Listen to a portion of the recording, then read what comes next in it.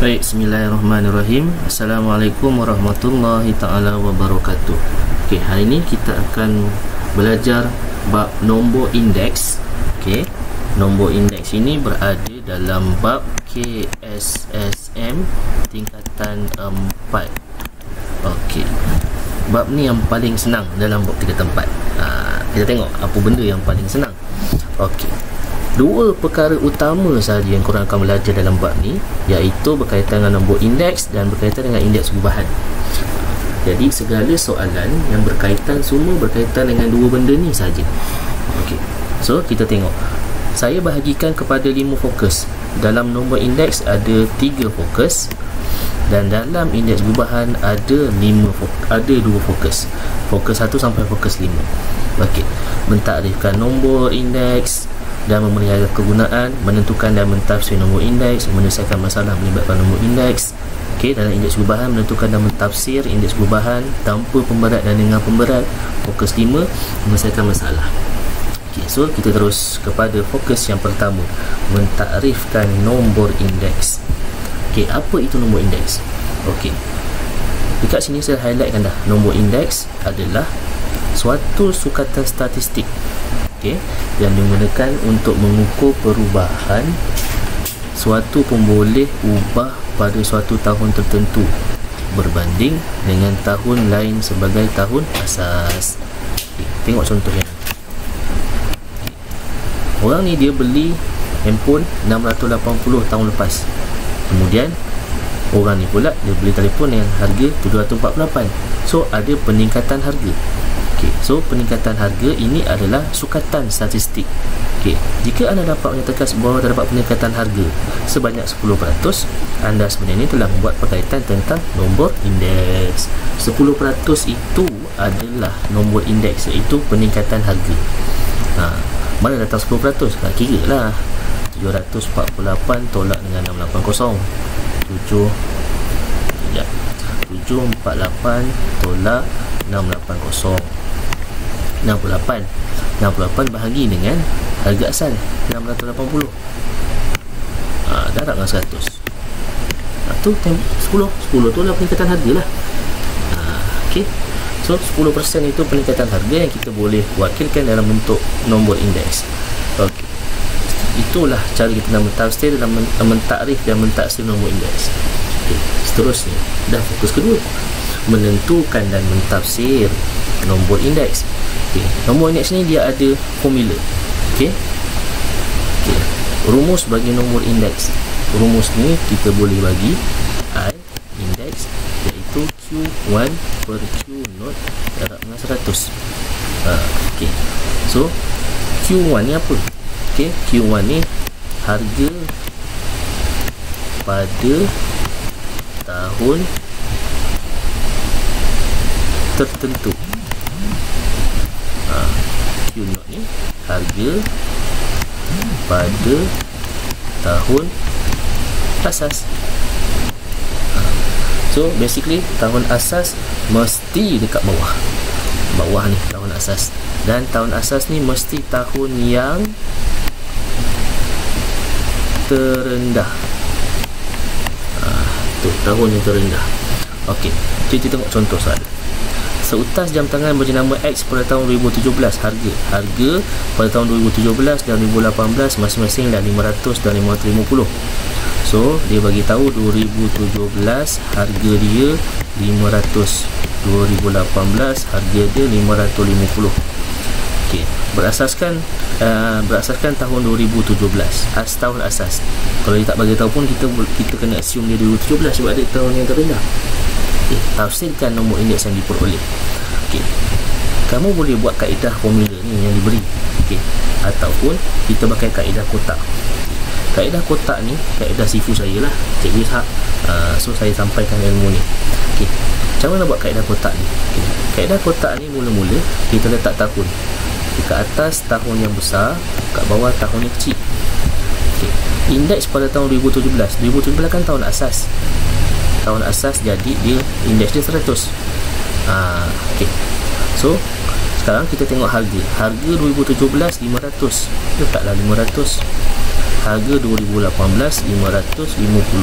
Jadi dia suruh cari indeks harga pada tahun 2018. Tafsirkan nombor indeks yang diperoleh itu maknanya kena cari indeks harga lah. Jadi kaedah ni nak cari, kita ambil ni X per 100 sama dengan, kalau dah ambil X, ambil atas dia, pasangan dia 550 per 500.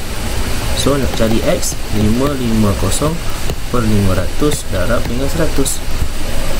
So 550 bahagi 500 darab dengan 100, dapatlah 110 jawapan dia. Okey, seterusnya fokus yang ketiga lah. Sekejap je menyelesaikan masalah. Jom kita tengok. Dia bagi item A, B dan C. Dia suruh cari X pada item A, Y pada item B dan Z pada item C. Okey, dia bagi harga, dan dia bagi indeks harga. So kaedah kotak simple. Okey, nak cari X, tak nak cari X.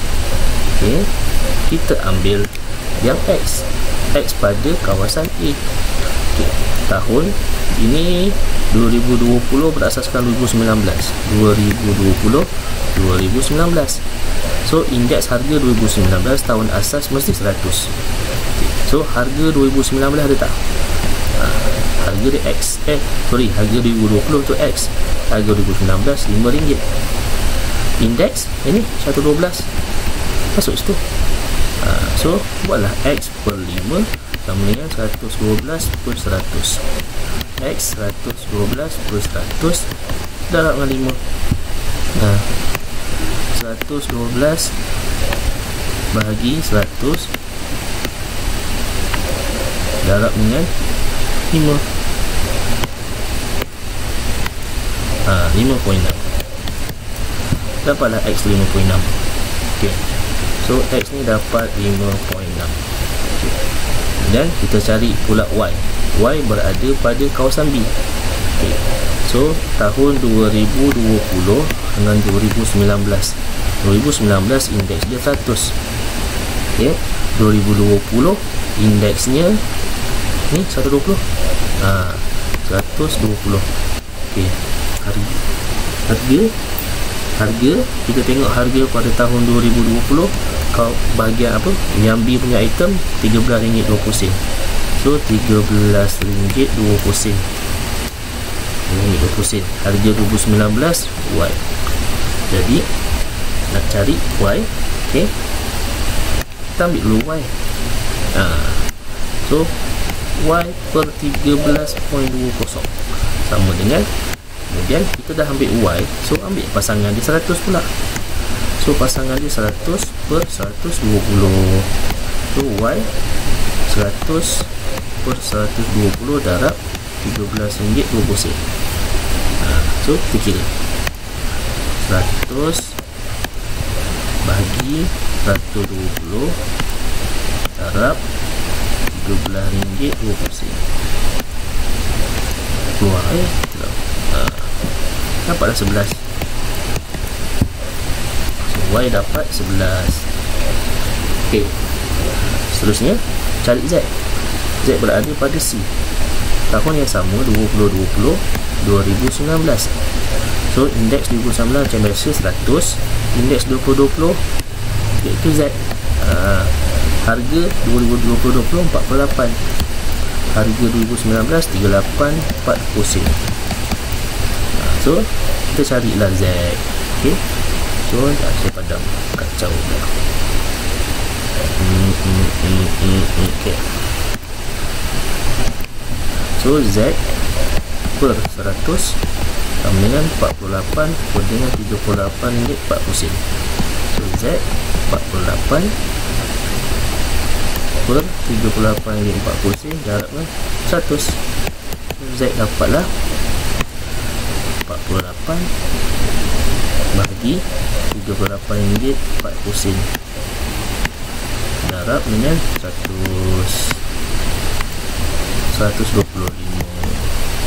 So Z 125. Dah settle. fokus 3 settle. Okey. So ini latihan, boleh buat. Ini latihan buku teks yang saya ambil. Okey. So seterusnya kita pergi kepada fokus yang keempat. Ini kita dah masuk indeks perubahan. Okey. Indeks perubahan ni kita tengok apa beza dengan indeks harga. Okay. Jadual dibuat menunjukkan indeks harga dan peratus bagi 4 jenis bahan yang digunakan untuk membuat biskut semperit pada tahun 2019 berasaskan 2018. Okay. So dia bagi mentega, gula ataupun gandum, telur. Setiap bahan ini digunakan untuk membuat semperit. Okay. Bermaksud setiap satu bahan adalah indeks harga, tapi bila digabung jadi satu, dia jadi indeks perubahan. Ingat tu, setiap satu bahan indeks harga. Setiap satu, mana saya nak tulis? Satu bahan indeks harga, tapi bila gabung semua bahan jadi satu bahan baru, dia jadi indeks perubahan. So kita tengok, dia suruh cari, hitungkan purata indeks harga. Purata indeks harga ni, purata maknanya indeks perubahan lah. Di kaedahnya buatlah 120 darab 30 tambah 127 darab 15 tambah 108 darab 50. Dia padam kacau.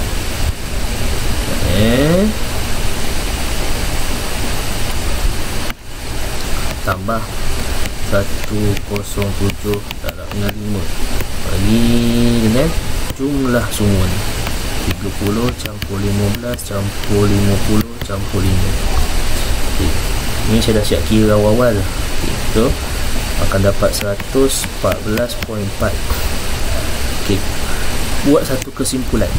Kesimpulannya ini adalah 114.4 ini adalah indeks perubahan.